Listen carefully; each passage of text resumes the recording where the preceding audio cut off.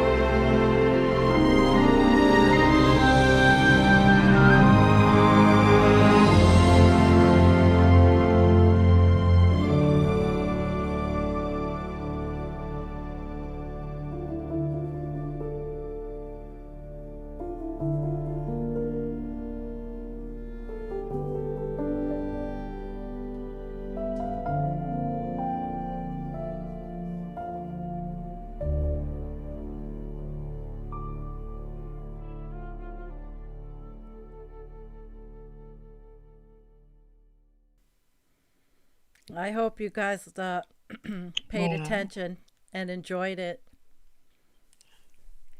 It told a Incredible. story. Told a story. I just love mixing music into scenes. It's just moving to me. I know there's Hoople's Cats out in the audience, and he makes videos too. So I think he kind of gets it. And there's Lucky Cat and Rich Diana. Hi, Rich Arejo. And Kim, thank you for being here. Paul Nostradamus, a lot of people. Mick Zhu, and thank you for being with us, John Doe. Let's uh, let's get started, Jen. What do you say? We have Ah, quite a lot to talk I about. say, do it. Just Do had to get a it. breath from the music. So I'm going to Oh, pull this so up. and so emotional and profound. I loved it. So Yeah, well, I pull it together because I have to like feel what we're doing when I do a mhm. video and find the graphics and put it all in one. It's just gotta feel it, you know. Oh, Yeah, Tanya says our backgrounds are cool. Yeah, we've got the aurora borealis, northern lights, it's very mixture cool. behind us. Yeah, let me make us bigger one more time. It's great to see some new people. Hi, Dave. Just ask. Hi, Dave. Just ask.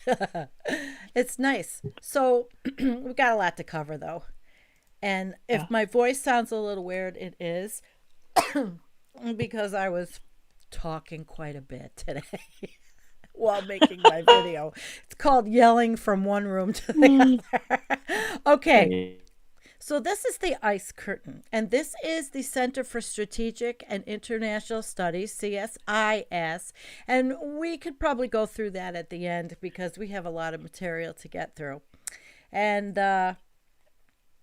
Russia's military presence in the Arctic. It's basically this is the report. Then we're going to go through this, and I'm going to start, and then Jennifer's going to tag team with me, and we've got this. This really is a good report. It's got graphics. I even lifted a couple. So, all right. So in 2007, Russia reprioritized the Arctic in keeping with Vladimir Putin's vision of restoring Russia's status as a great power. Now, more than a decade later, Russia's military returns to the Arctic with strategic implications for the United States. So it's a bit maybe US centric, but it's still good information. And I had gotten the map off this. So here we go. Efforts to harness the Arctic's geostrategic potential have long been the ambition of Soviet and Russian leaders. Drawing upon early Russian exploration and Stalin's Red Arctic propaganda, the Russian president, Vladimir Putin, personally identifies with Russia's Arctic ambitions and seeks to exploit the Arctic narrative of, and this just gets me, Jennifer, man Mhm. as a distinctive feature of modern Russian nationalism. The Arctic is a pillar to Russia's return to great power status. Do you guys understand? Of course, you all do understand, Jennifer, what that really means. Yeah, Yeah. yeah, I Uh-huh. do. Yes. Okay. And I'm sure the chat is talking about it. Russia's military presence, three objectives: enhance homeland defense, specifically a forward line of defense against foreign incursion, as the Arctic attracts increased international investment. Cha-ching! Where's my background noise? Secure Russia's economic future and create a staging ground to project power, primarily in the North Atlantic. But the region is essential to Russia's future economic and military vitality. As a result, substantial budgetary increases have boosted Russian military and economic activity in the Arctic over the course of the past decade. And major projects and infrastructure um, focus on the natural resource development and the protection of its maritime passage, the Northern Sea Route. See that, Jen? There it Yeah, is. it's all I about had the that. NSR. Yeah. Well, yeah, and a lot of shipping routes. It's intense. Yeah. It is intense, and it's. I think it's the last nail in the coffin. Well, that and the China Silk Road, but they're calling Definitely. it the Ice Silk Road too. Um, Mhm. yeah, it's oh, guys, it's insane. So the NSR extends from the Bering Strait to the East Kara Gate in the west, covering approximately 3,500 miles. I wish I could keep this up, but I can't and recite this to you. So, in recent months, Russia has made several important changes related to the use of the NSR. These include giving Rosatom, Russia's nuclear agency, limiting the traffic from foreign warships without a 45-day notification and permission from the Russian government. Now, Russia views the NSR as an internal waterway, whereas the majority of the international community views it as an international passage. That one, sorry, but that one that one gets the Yeah. environmental coffee house flush of the day, guys, man.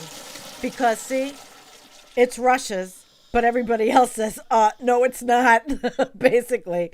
The recent escalation in Russia's level of control over the NSR is indicative of its ambitions in the Arctic and a warning sign of Russia's desire to monitor and control economic development in the region. Economic development. They don't. Our solar panels aren't going to do a goddamn thing, Jennifer. Yeah. That's I really mean, think about it. I was Do you heading want to with take it? myself. That's why I Right? did it. Yeah. Do you want to take it and do this one and give my voice a Yeah. rest? All right, Yeah. go for it, Absolutely. sweetie. Right. Russia's two Arctics. Russia's military capability regionalized eastern and western halves of its Arctic territory. In Russia's eastern Arctic, international vessels travel from the Asia Pacific through the narrow Bering Strait to the NSR. Are we having Russia in sound? Jennifer, I think we're having sound issues. Hang on. Can you go back and read that over? uh, yeah, I don't know what's wrong with the internet. All really. right. Yeah, I've been just. having strange internet things at my Oh, place. okay. Yeah. And maybe it's our graphic behind us. Maybe the lights are playing havoc with the waves that are coming into our house. Oh my I don't God. know. All right. So where were you? You can hear me? You can hear me Yeah. good? Yeah, it just keeps like skipping, but I don't know what the audience can Okay. hear, so just keep going. Okay. Russia has refurbished airfields, invested in search and rescue, and built radar stations to improve awareness in the air and maritime domains. The deployment of Sopka 2 radar systems and Wrangel Island, 300 miles from Alaska, and Cape Schmidt has been operational awareness. A protective dome, securing Russia's vast Arctic coastline and improving its overall ability to detect and track vessels and aircraft. Sopka 2 radars also control civilian traffic as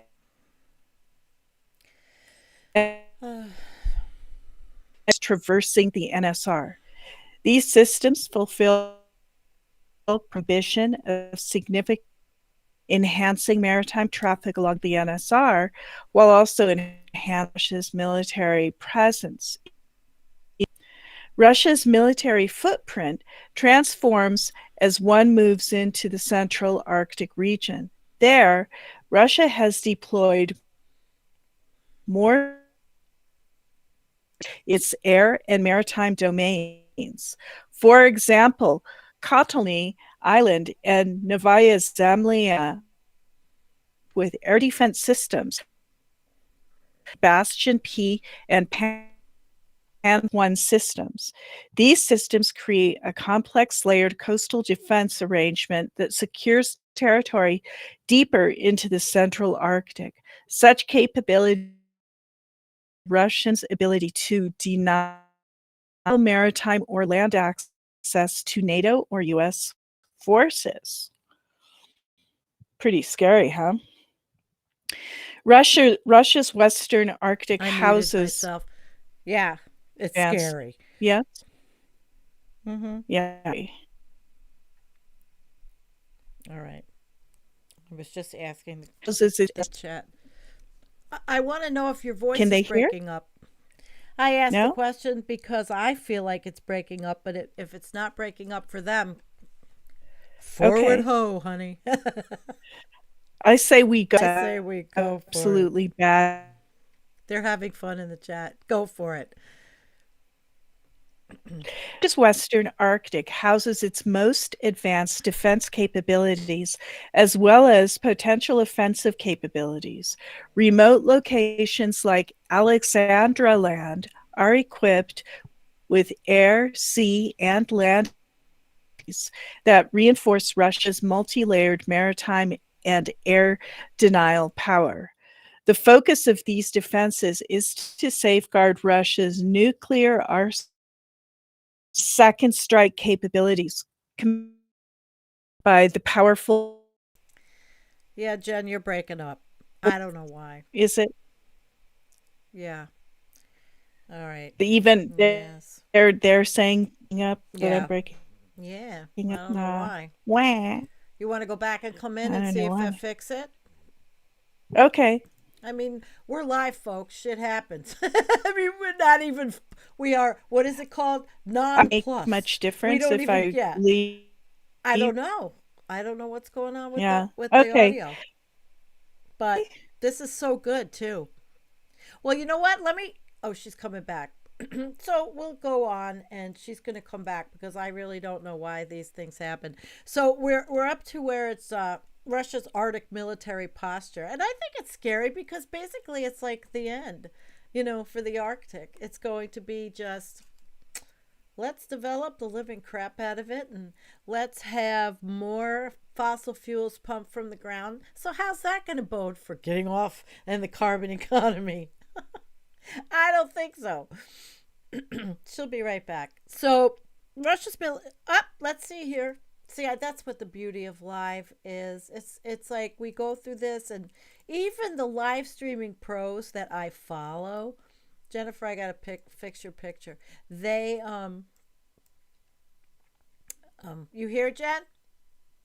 Yep, I sure Okay, am. Can you hear me? yeah, but I can't get your I can't get your okay green screen. Here we go. Let me see. Let me pick the. I have to do it all over again.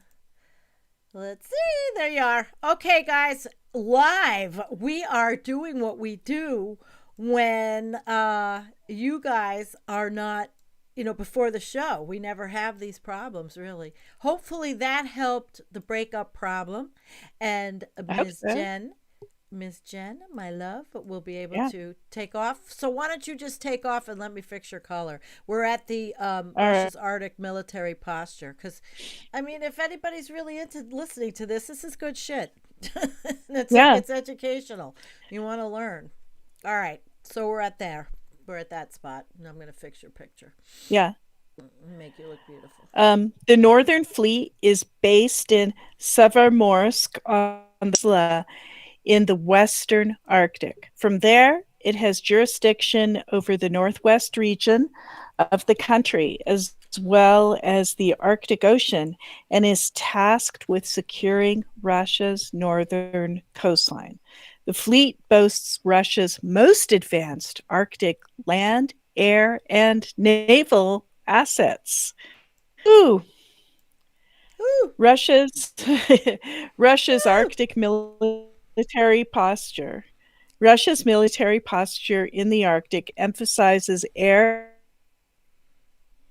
and defense, highlighted by the reopening of 50 previously closed military posts.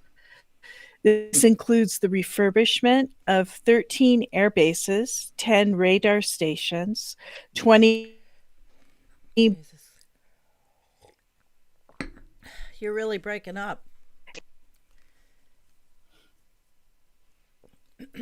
You want me to go on and read a little Uh, bit and then if see you if it if changes? it's not working for you, go ahead.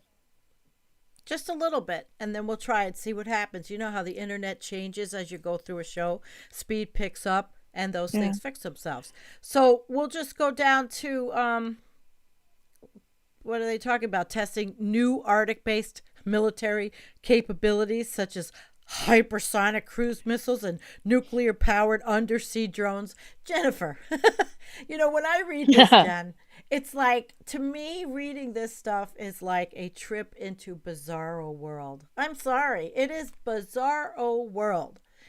Really is. Everything about everything should be preserving, fixing, compassionate degrowth. They're just going to build up and go build up and go build up, and that's Yeah. all she wrote. So Yeah. I'm going to go down a little to this picture. That's the Admiral Gorshkov, Russian frigate from the Northern Fleet, and the military defense of the Russian Federation, guys.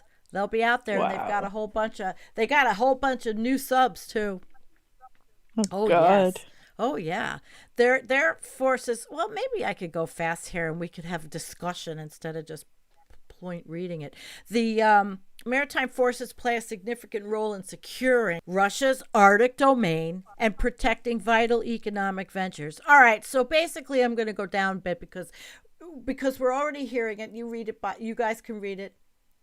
Basically, it is all about the money. All right. It's all about the money. That's what we've got. So, the Northern Fleet protects Russian military assets on the Kola Peninsula.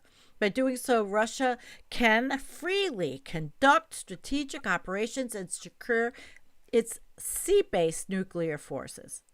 The Kola Peninsula, do you know where that is, Jen?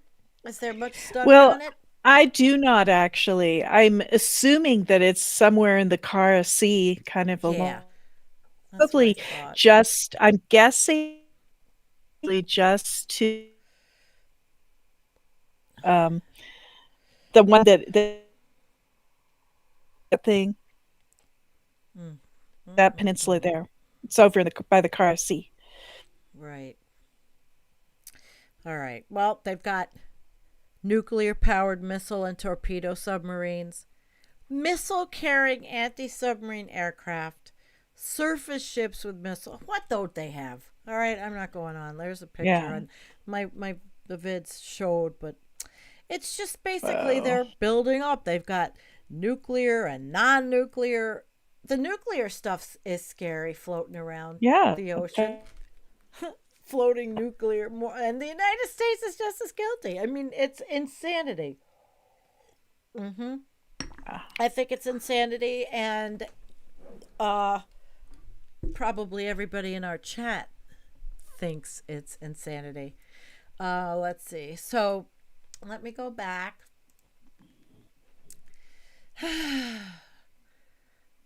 You know what? Russia's returning to Cold War tactics. Notably, the concept of bastion defense, in which Russia secures strategic territory to ensure its freedom of operation.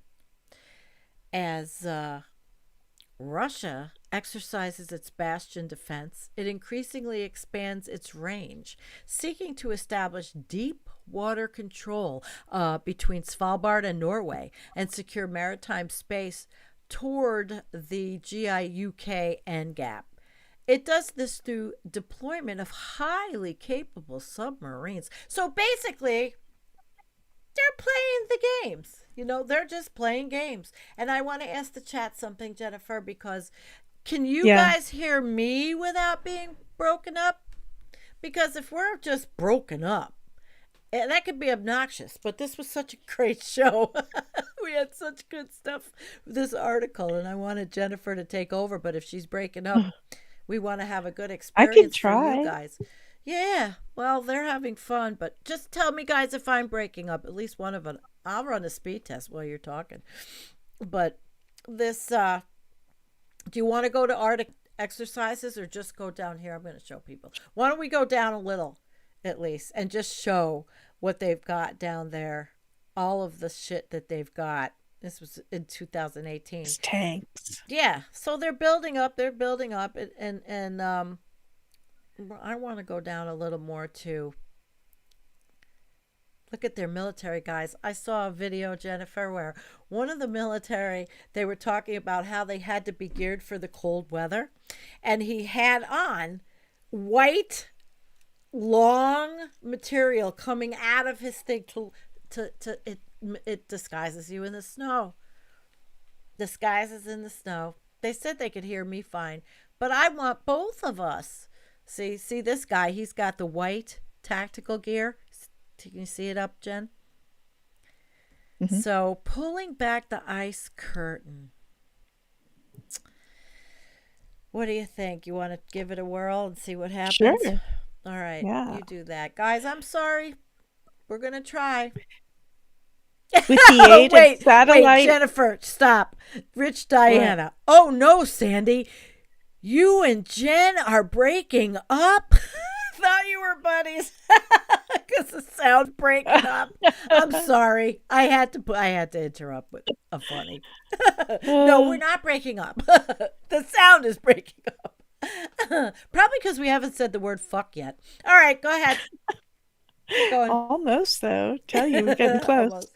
With the aid of satellite imagery, yeah. CSIS highlighted Russia's 2 Arctics, traveling east to west with 6 specific sites. Analysis of each site helps illuminate Russia's military posture.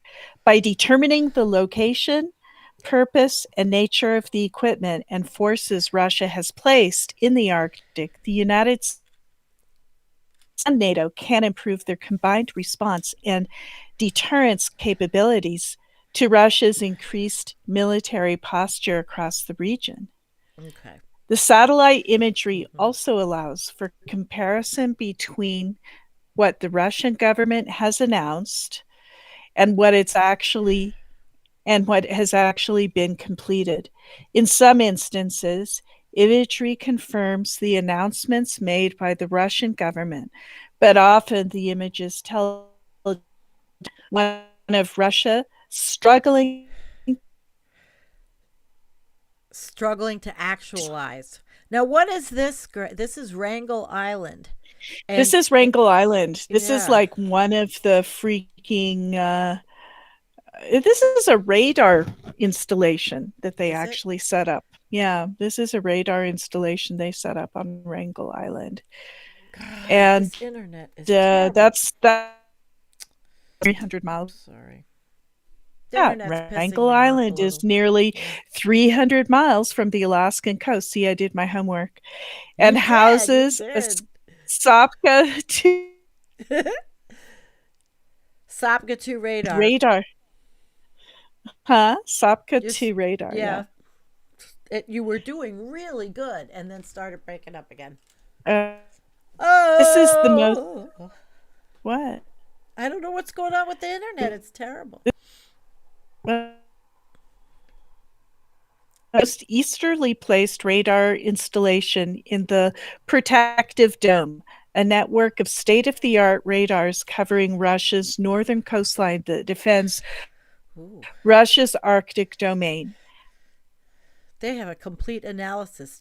Radar system has as a Kotelny Island. Kotelny Island. Just new site. One of the largest new sites situated off the northern Siberian Air Base. This base is equipped with a state-of-the-art trefoil communications and radar facilities.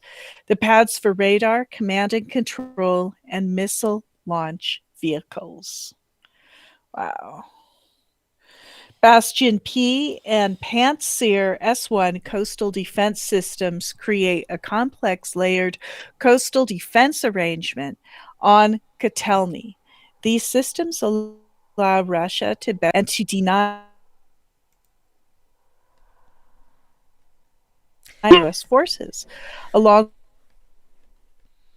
Just read it, guys. strip capabilities in Kotelny are core components of an anti-access area denial bubble in the Russian Arctic.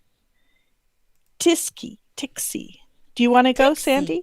Do you want Yeah, to read I'll it? go. All right. Tixi? So Yeah. Tixie and I had watched a video, and this really cute young couple was from Tixie, and grew up there and left, and he left, and he brought back a girlfriend because he came back. It's small little place that he grew up. It was cute.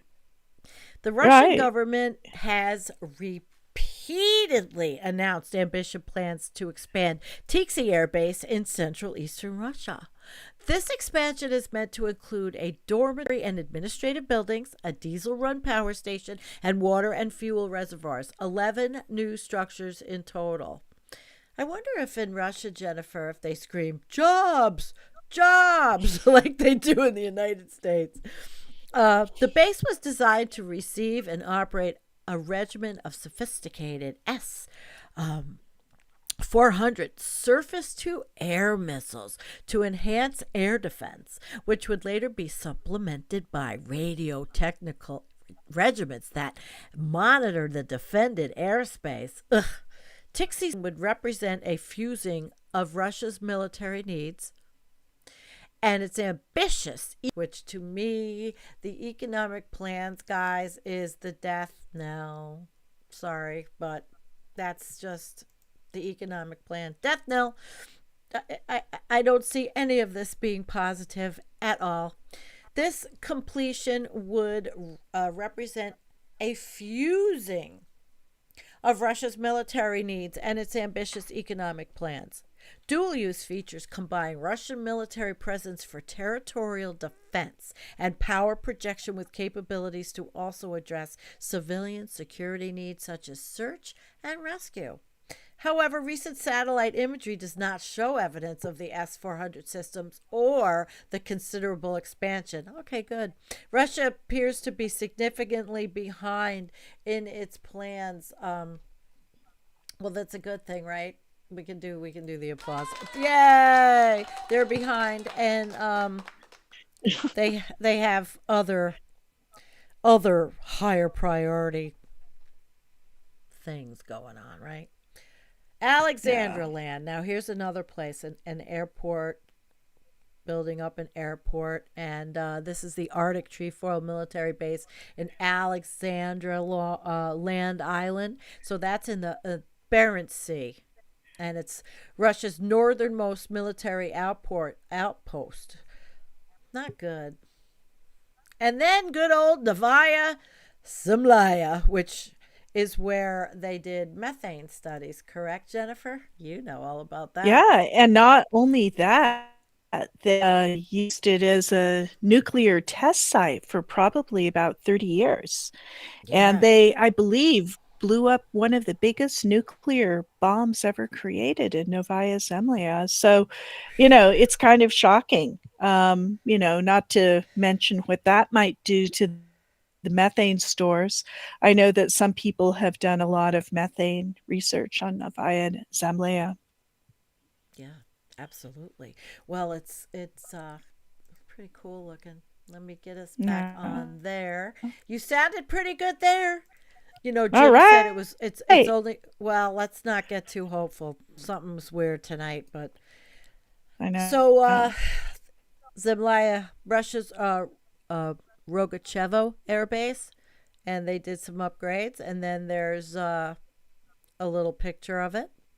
And then so this is basically we're being updated strategically on every area there. The Cola Peninsula, the Peninsula. I sound like I'm from the Bronx. Peninsula, new missile storage facility, and that is the Russian Arctic crown jewel, they say.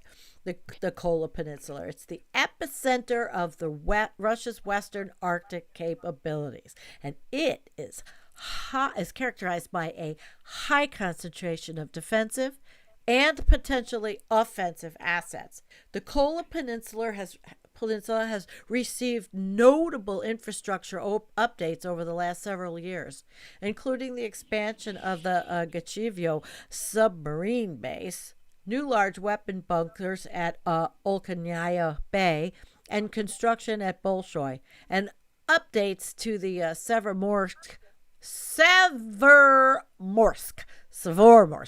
1 airbase. Oh, maybe I said it right, Jennifer. Severomorsk. I have no clue. I have no clue. How you doing out there in the chat, guys? I hope you're all interested in this because it is interesting. But It's very basically, interesting. we're gonna pass by though. Oh, look at It's that big it's ass it's truck. man's folly. This whole Yeah, thing, it's like it is. can't Let's go end to the. well. We'll go to the end and we'll have some discussion on this.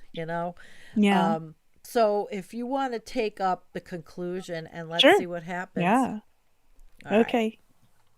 Russia's renewed military presence in the Arctic at sites like these secures its territory and guarantees its freedom of operation. This increase in the investment and capacity also restricts the movement of Here you go. China through the interdiction capabilities in both the maritime and air domains. Most critically, Russia is signaling the military capability to potentially project power over Arctic avenues of approach to the United States and shape the future of this increasingly vital and contentious region. I put on the video, but I don't think anybody can hear it because I've never figured that out yet. Mm-hmm. So all right, and we do have two other articles. One was another one from CSIS Jen, the Back to the Yeah, Future. It was Russia's climate yeah. policy evolution, and the other one is the Russia in the time of climate change. But let's go back. Let's have a little discussion on this aggressive and awful. You know, it's going to go. It's going to be Well, growing and changing, and China's in the picture. you know what? Monstrous article going through bit by bit the whole thing of what they've built up. Not once was it mentioned that the permafrost. So, what's No, that about? not in the. Yeah, they did not mention that, talking about the military, and that's a big strategic issue. Yeah. Really? Well, perhaps Just that's in another report somewhere. Maybe this report was specific, but you'd think behind the ice curtain that they would talk about that. You're right. But I perma still thought it was really good to read all this was well stuff done. because, well, yeah, and they Well have done. a whole. See, I don't think we have time to do the Here, let me pull it up. The Well, which one would you want to talk about if we did the Russian time of climate change or Back to the Future, the policy evolution? See, that kind of goes with what we just did, and it's the um, same center. it is. That's where I got both of these Yeah, at the bottom of the. it's worthy to go there, Yeah, guys. It's a worthy organization, to look at their yeah. It's material. brainy. Their articles are super. Yeah, They just but are. We could I don't think we. Yeah, but you're breaking up again, and I'm not sure mention. I want to go through this whole thing. No. But Okay. I would like to. I'll Maybe shut we up. should do this in another show and Yeah, just have I'll a shut up and conversation. you just No, talk. why don't we have a conversation Be with the quiet. chat tonight and Yeah. see how everybody else feels about this whole topic because it's pretty heavy. This article. This is a whole show in itself, but Hmm. I guess I could talk about it. It's Back to the Future, their policy evolution in Russia, and how, let's see, the human activities provoked ridicule from the international scientific community. But unfortunately, Badeko's work gradually garnered the attention of scientists and politicians alike, prompting massive new studies of climate processes in the United States, Europe, Soviet Union, and the 70s and 80s. I guess that's the science that I remember communicated well. On the scientists did. There was a lot of science going on then, but they have this. I feel funny reading it all without you, Jennifer. This Oh, energy it's not strategy. very. No, they have an energy strategy, and they call it 2035. It may well signal an extended to the commitment to as it envisions a substantial increase in Russian fossil fuel production, combustion, and exports within the next 15 years. This is completely fucked. Sorry. Sectoral targets also correspond to this strategy. The power plant development plan, oil and gas strategies, and coal and nuclear power programs are all designed to enhance the growth of production and combustion. And while Presidential Decree 666 of November 4th, 2020 on GHG has set a new aim of lowering emissions 30% compared to 1990 levels by 2030, this means that Russia's carbon emissions can actually rise by 40% and still remain below the target threshold. Renewables continue to play a minuscule role in Russia's energy future and are forecast to remain below 1 to 2.5% of Russia's energy mix by 2035. So, you want to give it a whirl and see what happens? No, because I don't know exactly where we are. Okay, so we'll have a discussion about it. I'll read it, then we'll have a discussion. New legal initiatives Okay. related to carbon emission regulation have been controlled and carefully watered down by the fossil fuel lobby. So, oh God, a draft of the 2050 strategy for low carbon development, produced by the Ministry of Economic Development, was substantially weakened. Sounds like Donald Trump, right? And now envisions a rise, not decline, in carbon emission targets by 28 to 52% in 2030. Go, Russia! Jeez. A draft carbon regulation law was stripped of all regulatory content and became a voluntary emissions reporting act. The voices of presidential climate advisor Ruslan Edelgariv, green business proponents, and non-governmental organizations and experts, they have been largely ignored. Jesus Christ. Okay, I The, can go. yeah, you go, I'm man. I'm up This with is you. all right. Jennifer's But turn. although Russia remains resistant to internal policy changes related to climate change, the winds of change are coming from a westerly direction. And its border adjustment tax to be imposed, imports of fossil fuels, metals, chemical fertilizers, and other products with a high carbon footprint. At present, the carbon footprint of Russian exports to the European Union is well above 1 billion tons of carbon dioxide per year. If the border adjustment tax rate is designed to correspond to the current price of allowances, Russian exporters would stand to lose $45 billion a year, or over 10% of the national export revenues. These losses will only Okay. grow We lost you a little bit. if the high level commission are. Can you hear me? Yeah. Cut in and out. Okay. I'll put it back on. I don't know where you were. Sorry, guys. Live entertainment. Yes.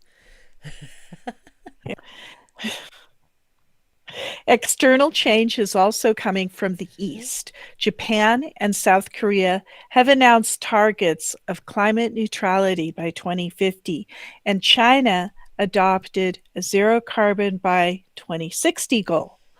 The share of these Asian partners in Russian export revenues is about 20%, and the carbon footprint is over 350 million tons of carbon dioxide per year. And China and South Korea do not impose carbon. These countries for carbon and will almost surely adopt some protectionism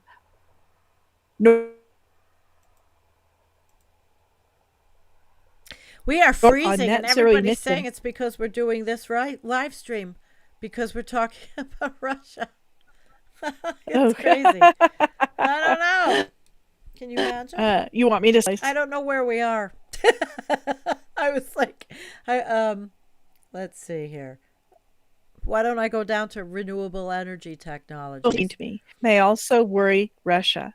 A draft law on net zero emission by 2050 goal is being considered in Canada's House of Commons, and the Biden administration's plan for a clean energy revolution contains Okay. substantial decarbonization targets by 2050 and a 5 trillion green investment plan through 2030.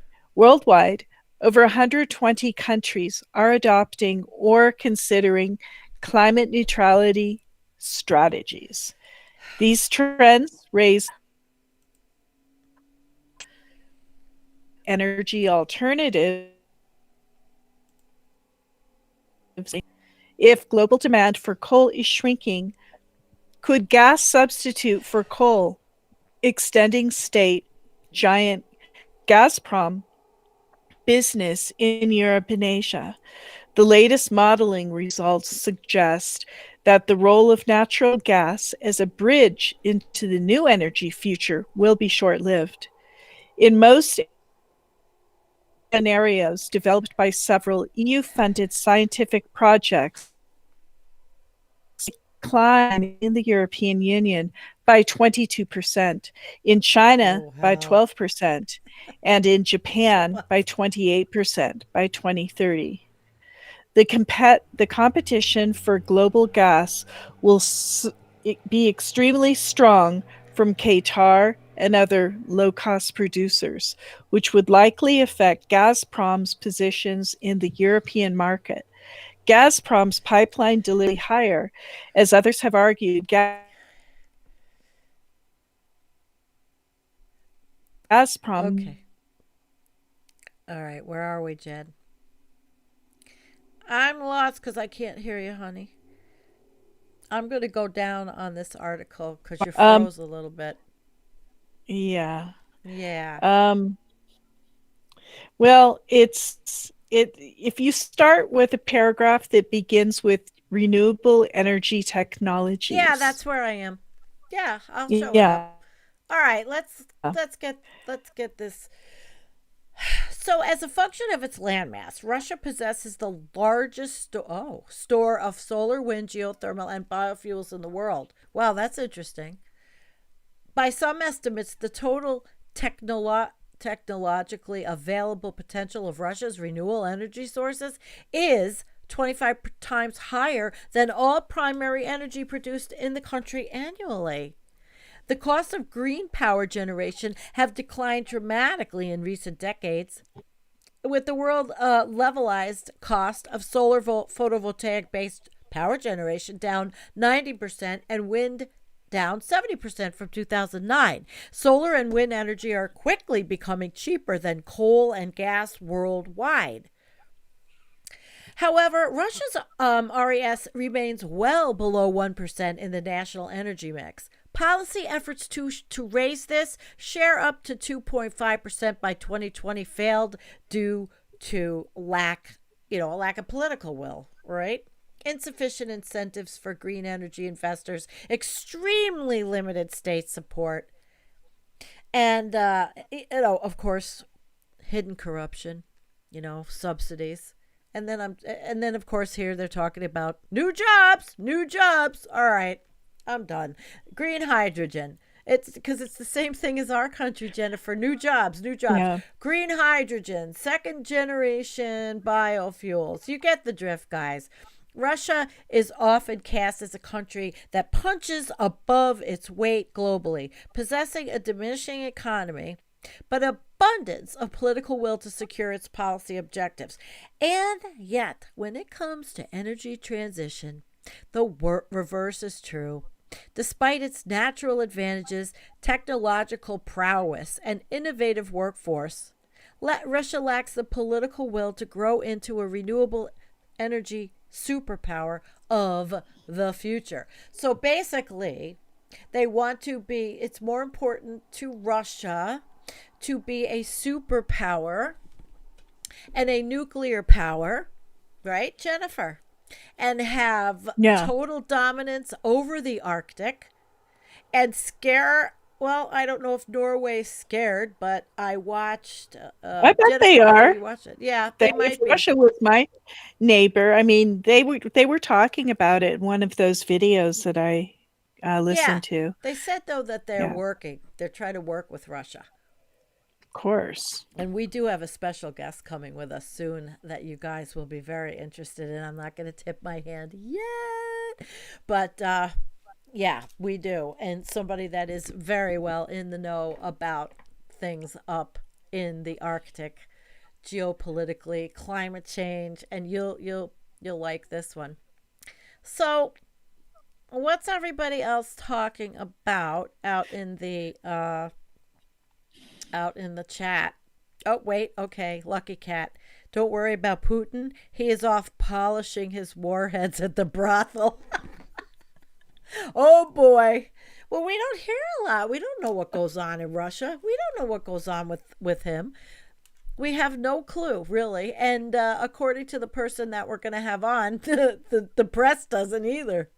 The free press. Oh, boy. So, yeah. So Lucky there's Cat. one thing that I wanted to talk about. So we've been Yeah. focusing a lot on Russia, and I'd like to point out that China, right? Let's shift our focus a little bit. China wants to be defined as an Arctic country. And there's Sure. to be an Arctic country. They don't have any, not even close. Oh. It's like 5 or 6 countries that are defined as Arctic countries. China now wants to recently bought huge of Greenland, and all for rare earth. Sure, right. So they bought Greenland. They're buying Greenland. Well, President Trump, when he was president, why do you think he wanted to buy Greenland? Because he saw the Chinese were buying up Greenland and doing that. That they for the rare earths. But that's sick for the people there. I mean, come on. But they don't want to lose money either, Chinese people. You're right. You're right. Well, Jen, we've been an hour. And despite the sound problems, we have a good crowd with us. Thank you, everyone. Jennifer, this was good. I mean, this was good stuff to go over. And Yeah, nobody does. definitely. I mean, we talk about permamush, but we don't talk about fighter jets. Eventually, we'll be on the permamush. I don't know. Yeah. Would you like to say something to everybody? But I guess I better do better prayer. Okay. This is And so, then man, actually, piss me off. I mean, this internet thing really, I usually don't get, I'm usually nonplussed and we can deal with it, but it is annoying me tonight. I want to hear my Jennifer. That's just as simple as that. Well, as Jim said, it could be interference. Wait, Jennifer, it's Russian interference.